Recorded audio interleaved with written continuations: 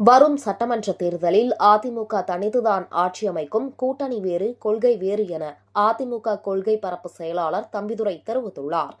திருப்பத்தூர் மாவட்டம் ஆம்பூர் புறவழி சாலையில் இன்று அதிமுக சார்பில் மொழிப்போர் தியாகிகள் வீரவணக்க நாள் பொதுக்கூட்டம் நடைபெற்றது. இந்த கூட்டத்தில் அதிமுக கொள்கை பரப்பு செயலாளரும் மாநிலங்களவை உறுப்பினருமான தம்பிதுரை, முன்னாள் அமைச்சர் கே.சி. வீரமணி உள்ளிட்டோர் பங்கேற்றனர்.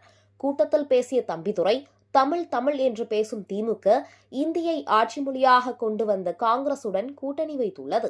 18 ஆண்டுகள் மத்தியில் காங்கிரசுடன் இருந்தபோது தமிழை ஆட்சி மொழியாக்க எந்த முயற்சியும் திமுக செய்யவில்லை என குற்றம் சாட்டினார்.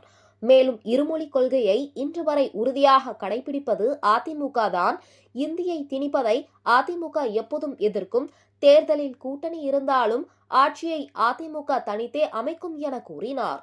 தமிழ் மொழி உரிமைகளுக்காக உயிர் தியாகம் செய்தவர்களை மதிக்கும் இயக்கம் அதிமுக என்றும் தமிழையும் அதன் உரிமைகளையும் ஒருபோதும் விட்டுக் கொடுக்காது என்றும் அவர் தெரிவித்தார்.